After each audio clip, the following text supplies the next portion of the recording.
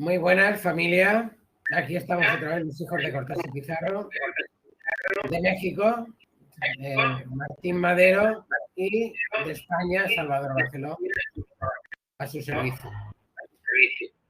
Hablamos ahora sobre la segunda parte de la consagración de Bergoglio y algunas facetas suyas sobre su parte política, que es la más intensa que tiene, aparte de la religiosa, que es lo que pensamos también nosotros. Pues bueno, Madero, no sé si se quedó alguna duda del primer vídeo de la consagración de Bergoglio por parte de Rusia. Y bueno, si hay alguna cosa que se quedó pendiente, pues estaría que lo comentara. Gracias, sí, Salvador. Pues mira, para no dejar cabos sueltos, a mí me mencionaron, alguna persona que vio el video, que no, por ejemplo, dos, tres cosas. Una es que tenía que ver los tonis ahí con flechas y arcos, con la profecía de Fátima, en donde mencionaban que al Papa lo mataban con arcos y flechas, ¿no? Entonces, o nuestra humilde interpretación es de que cuando se profanó el Vaticano, empezando por los jardines vaticanos, que los jardines vaticanos también tienen un santo, hay que entenderlo. Ahí fue donde se ocurrió también el milagro del sol, muchos años después del milagro del sol que sucedió precisamente en Fátima. Se repitió ese milagro en los jardines vaticanos muchos años después. Entonces es un lugar santo. Ya luego, bueno, no hay vuelta de hoja porque metieron a la Pachamama a la Basílica de San Pedro. Bueno, pues ahí sí ya el escándalo, ¿no? Pero ¿qué sucedió cuando la Pachamama? Mira, cuando en Fátima se menciona, o cuando Sor Lucía menciona de que ella en el tercer secreto de Fátima, que al Papa lo matan con flechas, mucha gente piensa que lo van a agarrar a flechazos ahí, como si fuera una masacre de los indios apaches. Bueno, por supuesto que no es así, o sea, eso es ilógico en el siglo XXI. Lo que se entiende, o lo que yo quiero pensar que Sor Lucía entendió, o la Virgen le quiso hacer entender, es de que con esos arcos y con esas flechas, de manera simbólica pero también metafísica, mataron al papado. No necesariamente mataron al Papa, sino mataron al papado, mataron a la institución vaticana, aunque bueno, todavía te queda ahí Ratzinger, ¿cómo te diré? De salvaguarda, pero digo, no hay vuelta de hoja, simplemente el Vaticano fue de una manera brutal, por lo que sucedió con la Pachamama, y ahí está la explicación. O sea, porque yo te voy a decir una cosa, Salvador, yo te pregunto y le pregunto a la gente que nos vea, quiero que me expliques cómo van a ir al Vaticano y van a asesinar al sumo pontífice, ¿cómo se llama? Con arcos y flechas. O sea, digo, en el siglo XXI, o sea, no tiene ninguna lógica, ¿no? Y entonces de repente, si tú te fijas la profecía que dice que el Papa, que muertos, que una bola de muertos, laicos y sacerdotes y obispos, bueno, pues esa es la iglesia que está siendo ahorita martirizada por esta nueva agenda globalista, satánica, totalmente satánica, de la que Bergoglio es parte.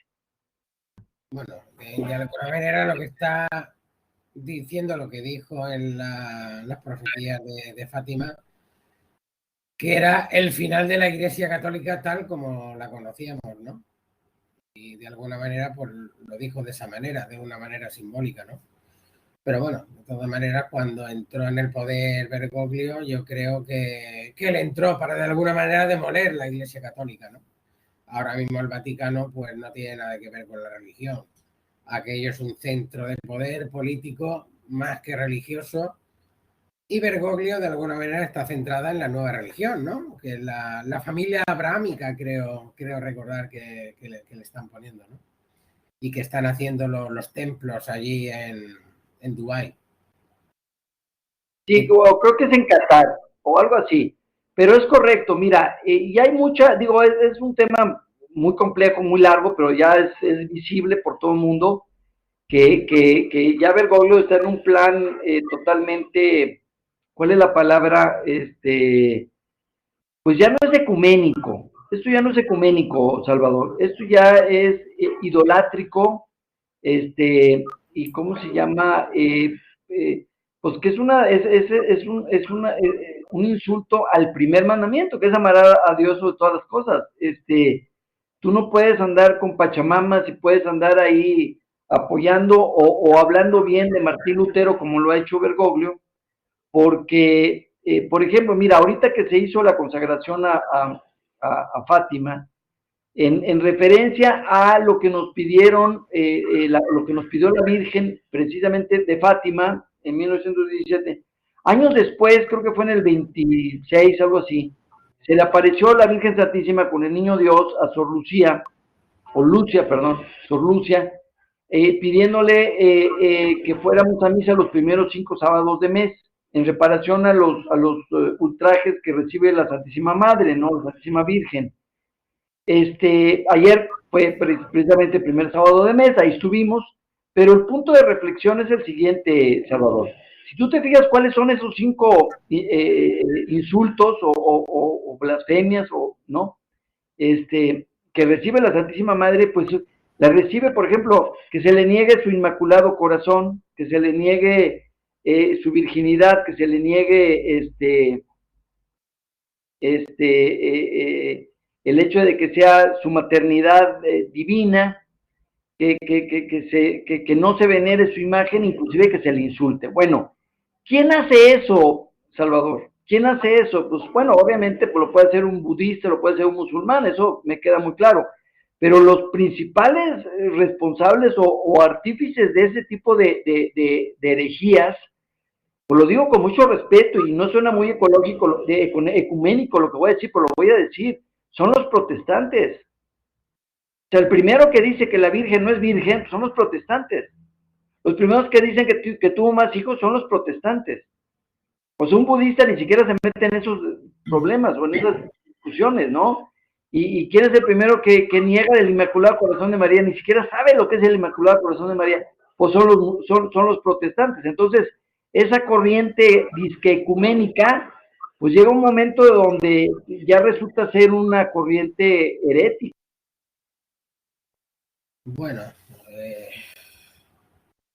digamos que este señor lo auparon aquí, por decirlo, perdón, por decirlo de alguna manera, para desmoler la iglesia, ¿no?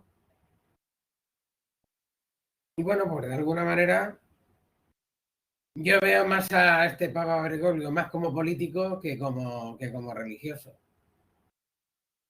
Y las profecías de Fátima, pues bueno, de alguna manera yo pienso que se refiere más a la muerte del papado, la muerte de lo que es la iglesia tradicional de toda la vida, que lo que es la muerte física de un papa en este aspecto, ¿no? Aunque teníamos que tener en cuenta desde el Concilio Vaticano II ya empezó el declive de lo que es la iglesia católica, ¿no? Pero bueno, también hay una parte del señor Bergoglio, que es la Agenda 2030. De hecho, hay un periodista en Italia que le dice, de alguna manera define a este papa, que le dice que es un político argentino vestido de blanco, porque realmente habla más de política que de religión, ¿no? Y fue de alguna manera, fue la cabeza visible de la Agenda 2030 en el 2015, quiero recordar, cuando hizo la presentación de esta agenda en la sede de la masonería, que es la ONU. Y entonces, pues yo personalmente seguí los pasos de este señor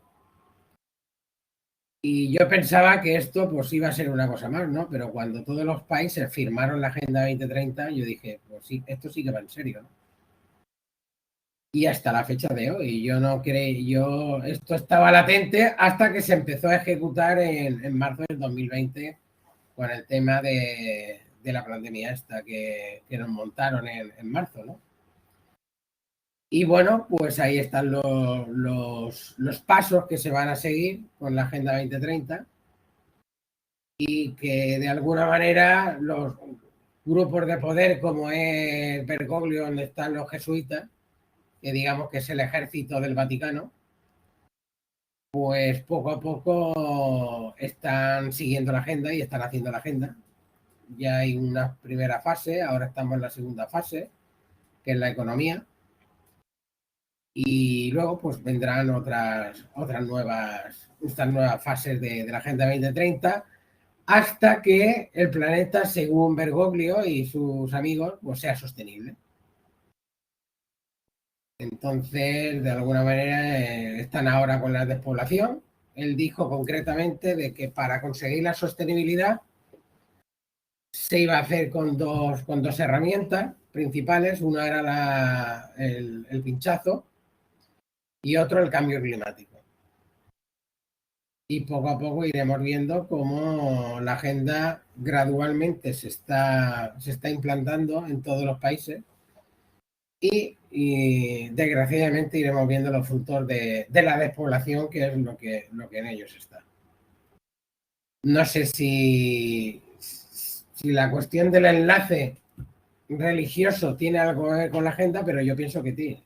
Yo pienso que es todo tiene que ver, porque esto se mueve a todos los niveles y quizás el mayor nivel es el espiritual, ¿no? Si no, tampoco se podría entender un poco cómo va todo esto, ¿no? No es solamente un problema político, también es un problema espiritual. No sé qué piensas tú de todo esto. Sí, no, coincido. Yo que a mí me causa un poquito de gracia, estás del otro lado del Atlántico y coincidimos en un 99%, la verdad, me agrada mucho eso.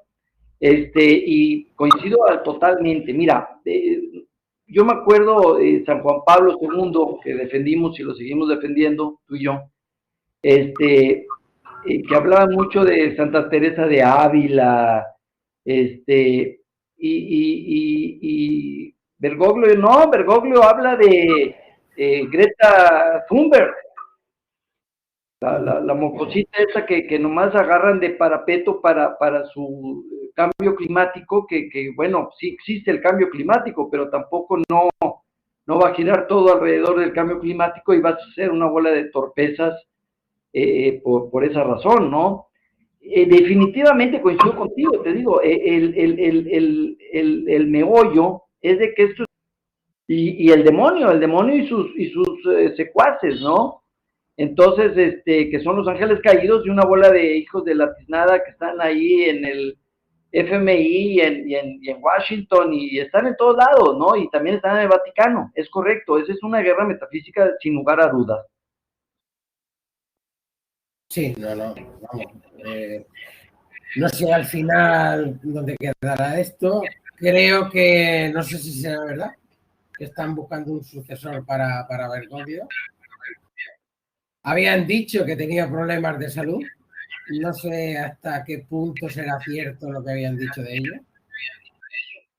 Y bueno, la figura de Benedicto XVI, que no sé en esta situación, no sé si me podrás tú decir algo sobre Benedicto. ¿En qué situación queda o quedará? O no sé exactamente. Bueno, mira, definitivamente el Vaticano generalmente, no soy un experto en historia de la iglesia, pero generalmente en 2000 años no ha quedado acéfala, o sea, sin una cabeza, sin un papa, por más de 3 años. Ha habido muchos problemas, ya la otra vez platicábamos de los antipapas, hay 33 antipapas, este sería el 34, el número 34, ¿cómo se llama? Y Y entonces siempre, digo, sí ha habido problemas, pero nunca ha quedado acéfala por más de 3 años. Entonces, por eso vemos que Bergoglio es el papa actual. Ahora, volvemos a lo de Garabandal. Si Garabandal te dice que hables papas y luego viene el aviso y el gran castigo y eso, yo creo que esto ya se está acelerando. Esto se está acelerando. Ahorita va a haber una crisis económica. Ayer o antier, Rusia ya amarró el rublo al oro, y eso la gente como que no le toma mucha importancia, pero tiene toda la importancia del mundo, porque entonces el dólar queda obsoleto, el dólar americano queda obsoleto. Estamos viendo la caída del imperio americano. Mira, volvemos un poquito a lo que mencionábamos la semana pasada, de cómo ya se el milagro de que Rusia dejara de esparcir sus errores, porque eso fue lo que profetizó la Virgen de Fátima. Ya lo cumplió. Nosotros mencionamos cómo se había caído el muro de Berlín, cómo se había caído la Unión Soviética. De repente mucha gente no le da importancia, tiene toda la importancia del mundo. Estaba yo precisamente viendo una nota de los misioneros franciscanos, de cómo hablaban de Polonia. Polonia ahorita con esta crisis en Ucrania ha recibido más de 2 millones de ucranios, y la gente los recibe en sus casas. O sea, una cuestión heroica que nadie menciona. No lo ves en CNN, no lo ves en la ABC o en televisión española, pero eso es una realidad magistral. Ahora, hay que entenderlo. Polonia es un país libre porque se cayó la Unión Soviética.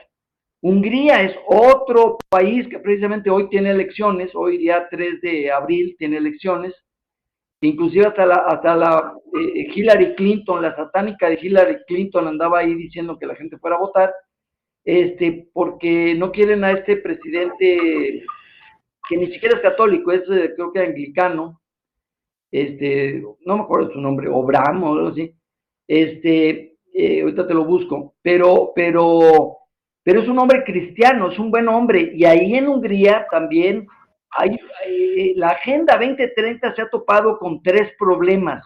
Uno es Hungría, el otro es Polonia y el otro es Rusia. Entonces, si la gente no lo quiere ver, olvídate de Putin. Yo lo dije 3, 4 veces y lo repito, yo no estoy defendiendo a Vladimir Putin. Simplemente Dios agarra lo que tiene, pues ¿qué te digo? O sea, quieren que George Soros se convierta y que se haga miembro de la Tercera Orden Franciscana. Pues eso no va a ocurrir, o sea, estamos hablando de que estamos en la antesala de la gran tribulación. Eso también me queda clarísimo. Hay mucho que hablar, pero la verdad es que hay mucha desinformación, Salvador. Yo creo que, modestia aparte, porque tampoco no digo que somos nosotros los dueños de la verdad absoluta, pero creo que estamos poniendo la cereza en el pastel, estamos diciendo lo que es. No estamos saliendo con una bola de malabares, de que ahora sí la consagración y ahora sí va a haber un reino de paz. Y no es, o sea, el reino de paz lo dijimos la semana pasada, 33 años de paz. Hubo una guerra ahorita porque provocaron a Ucrania, y dice, no, es que hubo una guerra en Irak, y una guerra en Afganistán, y una guerra en Siria. Y bueno, todas esas guerras las provocaron los Estados Unidos, y les faltó Libia. Muammar Gaddafi dijo, ¿sabes qué? Ya no quiero manejar el dólar, y Hillary Clinton reconoció no hace mucho, bueno, ya lo ha reconocido 3, 4 veces, de que ella mandó matar a Muammar Gaddafi con un dron. Lo mató así, jajaja, muerte de risa. Pues eso es una mujer patológicamente enferma. O sea, tú no puedes matar a nadie, puedes matar así nada más, ¿no? Porque la guerra de Irak, perdón, oye, que Hussein era un patán. Sí, era un patán, pero había 3 millones de cristianos. ¿Sabes cuántos cristianos quedan ahorita en Irak? 50,000. O sea, esos 3 millones de cristianos tuvieron que huir. ¿Por qué? Porque desestabilizaron Irak. Ya dijo Biden, deberíamos de derrocar a Vladimir Putin y quitar a Vladimir Putin. Señor Biden, ¿y a quién van a dejar? Espérame tantito, es un país que tiene 3,000 armas nucleares o 6,000 armas nucleares, porque yo no las he ido a contar. O sea, estás hablando de cosas muy serias. O sea, realmente estamos hablando de que ya se hizo el milagro, ya cayó el muro de Berlín, ya Rusia dejó de esparcir sus errores. Que Vladimir Putin tiene errores, todos tenemos errores, todos. Pero es una persona que por lo menos, presume o ostenta o dice respetar ciertos principios cristianos, que no son católicos, son ortodoxos, pero son principios cristianos, y eso es una antesala o eso es un punto de referencia para lo que sigue. Bueno, digamos, en asuntos económicos, me acuerdo yo que en el 2008 Rusia de alguna manera desafió o quiso que su producto no se comprara en dólar y le hicieron el primer boicot,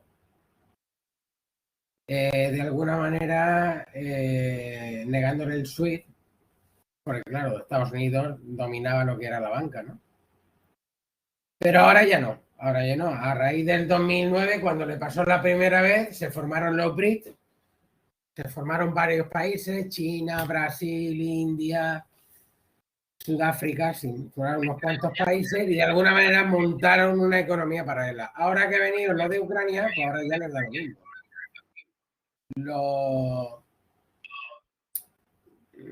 Lo han bloqueado, que ya con el dólar no puede, pero a ellos les da igual.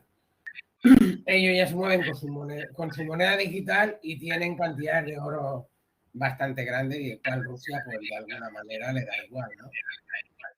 Lo que es el Bitcoin ya hace 15 días, bueno, 15 días antes de la guerra, dijo que la divisa del Bitcoin se podría utilizar en Rusia.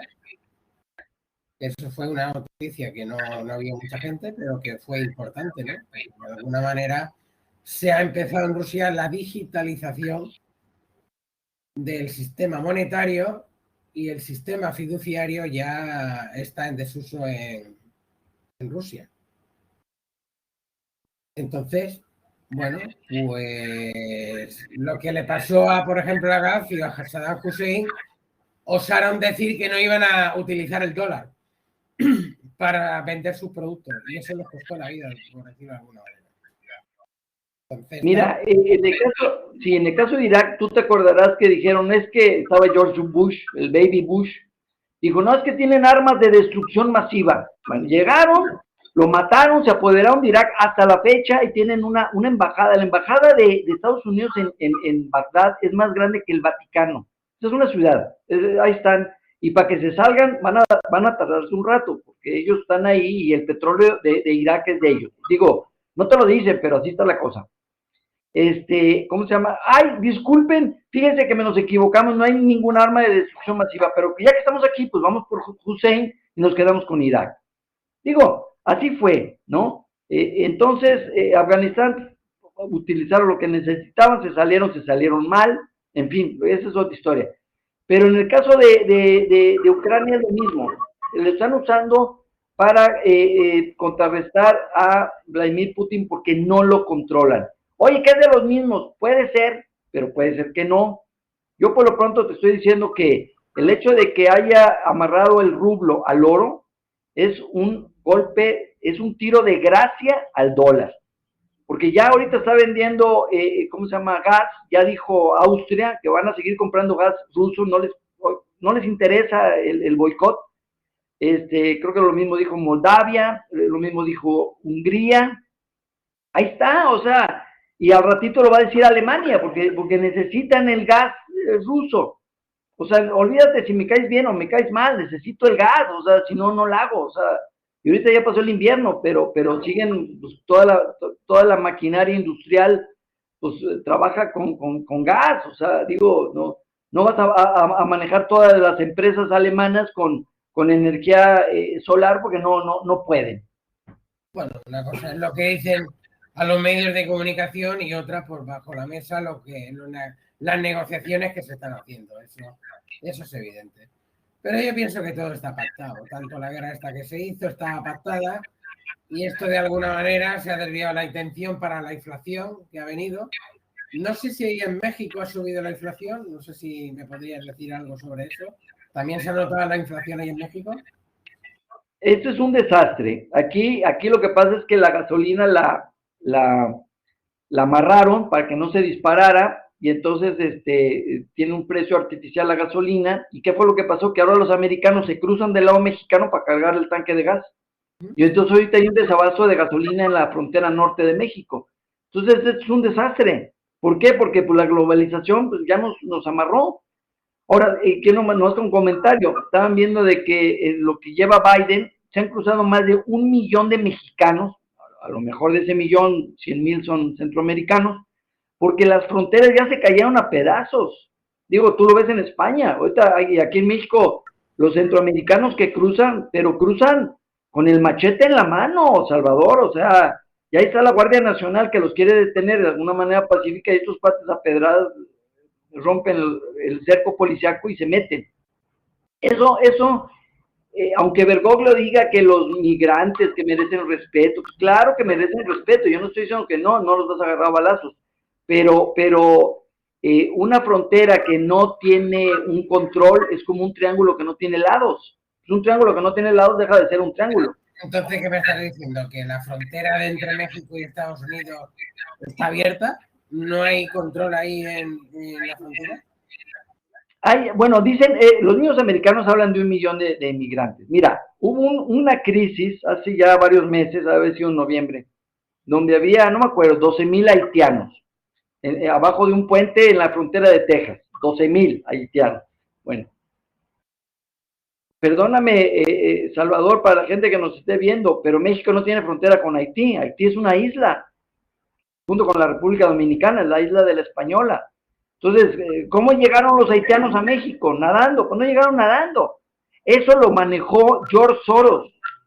Esa es la mano de George Soros que mete haitianos, en este caso, por Centroamérica o directamente por las costas mexicanas. Y ahora le vayas a Estados Unidos, llegan a Estados Unidos y luego el gobierno americano pues no sabe qué hacer. Y el gobierno americano también se deja querer porque es una mano de obra barata que le sirve pues para los oligarcas. Pero eso es un desastre. Por ejemplo, yo estaba viendo precisamente el flujo de africanos desde que mataron a Gaddafi, pues, ese era un punto de contención, era una barrera de contención Libia. Ya no tienes esa barrera de contención. Y ahorita te estás llenando de inmigrantes africanos que, pues, corrígeme si me equivoco, pero no todos vienen con las mejores intenciones. Bueno, digamos que hay un tráfico de personas en la cual están entrando ilegalmente en todos los países, porque aquí en Europa pasa lo mismo, y lo está llevando también George Soros. Entonces, digamos que de alguna manera es para desestabilizar el país, ¿no? Porque si la inmigración masiva lo único que trae es desestabilización. ¿Qué hacemos con todas esas personas? Y aquí pasa lo mismo. Aquí están entrando las personas, han dejado las fronteras abiertas, por decirlo de alguna manera, y están entrando subsaharianos, pero vamos, muchísimo, que ya veremos qué consecuencias van a tener en un futuro no muy lejano, qué consecuencias va a tener todo esto. Me ha llamado la atención claro. Que los estadounidenses están repostando combustible en México. ¿Cómo está el combustible ahí en México? Bueno, ya me agarraste en curva porque estamos a 22 pesos, viene siendo como $1 el litro, entonces un galón viene siendo como $4. Y en Estados Unidos, en Texas, a lo mejor está en $5, o sea, tampoco no se ahorran mucho, pero en California está en $7. Los de San Diego se cruzan a Tijuana, cargan el tanque y se ahorran un 40%. Y es la misma gasolina, la gasolina que vendemos, que se vende en México, la mitad está hecha en Estados Unidos. Sea, es la misma gasolina, más o menos tiene buena calidad. Entonces, pero esto es un desastre, por donde lo vea. Mira, aquí hay que aclarar el punto. El imperio americano va a caer. Y esos huecos, volviendo a lo de la profecía de Fátima, para no desviarnos del tema, la Virgen dijo en un momento dado, Rusia dejará de esparcir sus errores y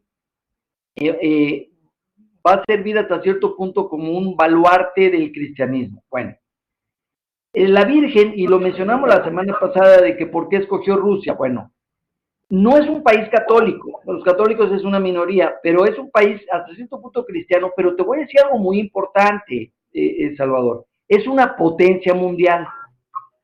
O sea, porque México puede ser muy, muy católico, que ahorita tenemos un masón comunistoide de presidente, es otra historia, o ustedes también tienen un masón comunistoide de presidente, este es Sánchez también, es otra historia, y España todavía tiene ciertos valores católicos. Pero independientemente de eso, con todo respeto, no somos una potencia. México no es una potencia. España no es una potencia. España, por ejemplo, no es lo mismo Gaddafi o Saddam Hussein que Vladimir Putin. No, no es lo mismo. Oye, que me voy a fregar a Saddam Hussein, pues mandaron a la Fuerza Aérea y en 3 días ya habían conquistado Irak.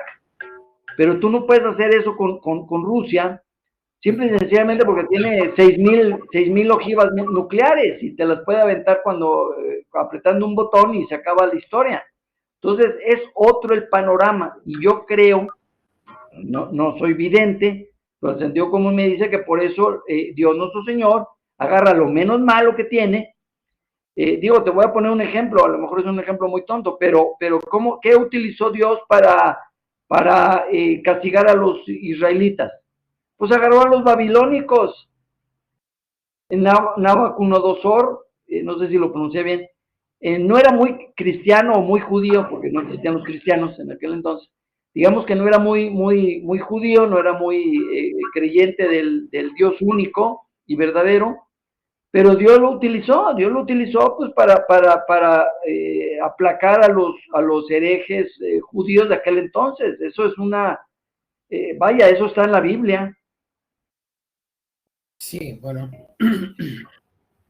ya veremos al final cómo va todo esto.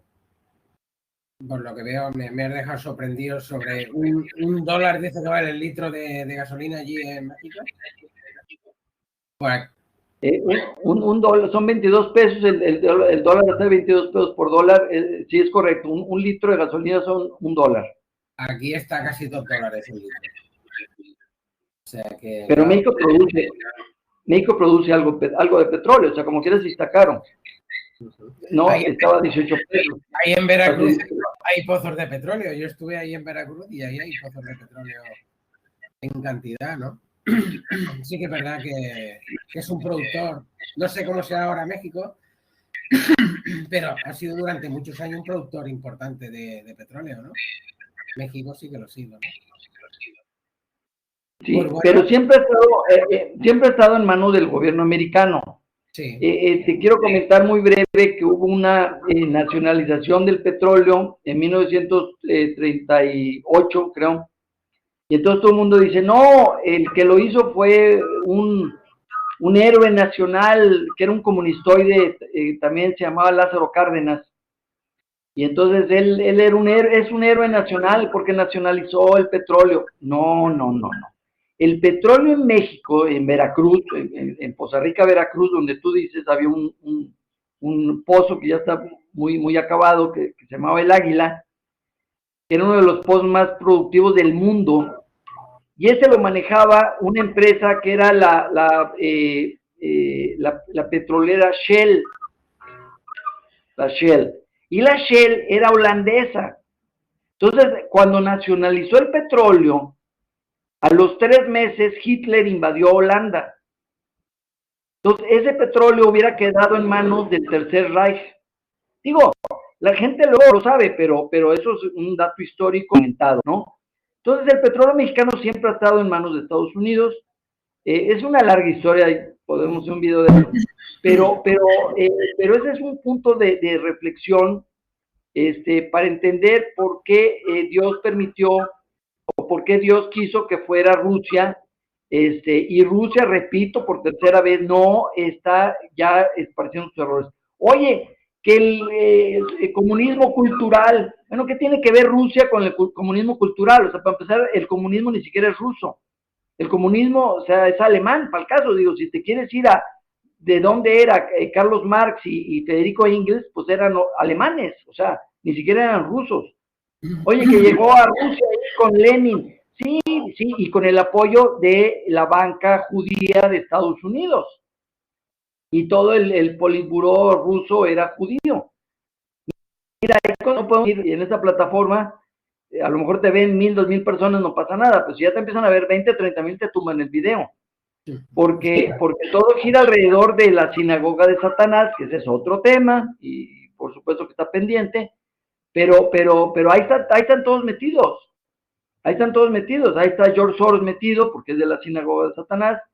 Victoria Nuland, que bajo protesta tuvo que reconocer que había laboratorios de armas químicas en Ucrania, que yo te pregunto, ¿qué chinguaguas está haciendo un laboratorio de armas químicas? 30 y tantos laboratorios de armas químicas en Ucrania, y creo que estaba metido, de hecho está documentado últimamente, ya salió el peine, que estaba metido ahí hasta el hijo de Biden, el cocainómano este de Hunter Biden. No solo era socio de la gacera de Ucrania, le daban $50,000 mensuales por no hacer nada, porque nunca ha ido a Ucrania, el señor nunca ha ido a Ucrania, y estaba en el consejo directivo de la gacera de Ucrania. Digo, por favor, Salvador, o sea, eso está bastante obvio. Yo creo que también Biden provocó la guerra, porque sí la ha provocado Estados Unidos, para, como dices tú, desviar el tema y en un momento dado también echarle tierra a todo el mugrero de Hunter Biden ahí en Ucrania. Bueno, digamos, Biden es un títere y hay gente por encima de él que está mandando, ¿no? Lo que es la guerra de Ucrania, por ejemplo, aquí en Europa, en España concretamente, si tengo que hablar de donde yo vivo, ha sido pues un entretenimiento para que la gente piense en la guerra y no en la inflación y en un nuevo palo, por decirlo de alguna manera, que va a venir, que es la crisis económica, que es donde estamos, ¿no? Que es donde estamos. Pero bueno, ya iremos viendo. Yo creo que esto cada vez va más. Esto irá a la desaparición del dinero fiduciario y se va a imponer lo que es la moneda digital, el monedero digital, que ya veremos qué es esto, pero desde luego vamos a ser más dependientes del gobierno o más esclavos, depende cada uno como lo diga, o como lo piense o como crea que es. Se crea la moneda digital, que no va a tardar mucho, bajo mi opinión, en 2 años esto está aquí. Yo pienso que en 2 años, ¿no? Y se van a hacer en todos los países. Yo creo que en México también se irá a hacer. No sé si habrás oído tú lo del dinero digital, lo del monedero digital ahí en México. Esto es un desastre. Yo, por ejemplo, ahorita estaba viendo lo de los camioneros en Canadá. Se opusieron, ahorita llegó la guerra, ya nadie se acuerda de los camioneros de Canadá, pero los camioneros de Canadá les congelaron sus cuentas de banco para que se calmaran, y se calmaron. Entonces, si tú tienes euros físicos en tu casa, ¿no? O Bitcoin, como entiendo tú tienes ahí Bitcoin, bueno, tú estás protegido. Hasta cierto punto estás protegido, pues agarras un billete de 100 euros, vas a la tienda y compras 100 euros de comida, ¿no? Pero si lo tienes digital y el gobierno le caes mal al gobierno y te quieren perjudicar, pues Salvador, simplemente aprietan un botón en la computadora y te congelan tu cuenta de banco y te quedas sin comer. Sí, mucha gente no sabe el peligro del monedero digital, porque el monedero lo va a tener el país. El monedero lo va a tener el propio gobierno y lo va a poder controlar a su antojo, ¿no? Quizás se imponga un crédito social como hay en China, ¿no? Si tú eres un buen ciudadano, tendrás una serie de ventajas, y si eres mal ciudadano, pues entonces todo será inconveniente. Te pondrán muchas pegas, no podrás viajar, no podrás tener crédito, no podrás tener una empresa, no podrás tener absolutamente nada. Y eso es a lo que vamos. Pienso, por ejemplo, que el Bitcoin es algo más libre, ¿no? El Bitcoin está un poco separado de la moneda digital que va a implantar los países. O por lo menos eso parece Pero por eso no quieren el Bitcoin. El Bitcoin lo empezaron a utilizar aquí mis vecinos de El Salvador, y el mundo entero, empezando por el Fondo Monetario Internacional, puso el grito en el cielo y se empezaron a desgarrar las vestiduras, porque eso no lo controlan. todos estos temas de lo que es Bergoglio, la Agenda 2030, hacia dónde va la economía. Y bueno, pues emplazo en otra ocasión para hablar un poco de todo lo que es la agenda. Y me parece. Bueno. Sí, me parece muy bien. Yo, mira, nomás para recapitular lo que dijimos la semana pasada, lo sostenemos. Ya se hizo la consagración, se hizo correctamente. Hay gente que me criticó, me dijo, no, es que no mencionó Rusia. Mira, ya lo mencionamos, pero yo nomás para terminar y no cantinflear, hay que aclarar que a quién le dirige la consagración, Salvador. Es muy importante. Se la está dirigiendo al pueblo católico. No se la está... ¿Perdón? Sí, ¿a quién dirige No la consagración? Sí, la consagración que hizo San Juan Pablo II, que hizo Bergoglio, que hizo, ¿cómo se llama? Pío XII, no se hizo, no se la haces al pueblo católico, ni se la haces al mundo, o se la haces al éter universal, no, se la haces a Dios. Entonces, si tú estás pensando y se estás dirigiendo a Dios, Dios te está escuchando. Y eso ya se cumplió. El Papa ya mataron al papado, digo, todavía nos queda ahí Ratzinger, pero ya lo que queda son hilitos. Esta es una guerra metafísica, por supuesto que se tenían que apoderar del Vaticano, y eso es un tema importante. Sí. Ahí entra, hay una cosa que no se menciona, pero hablaba mucho de la primavera árabe, pero no platican de la primavera vaticana.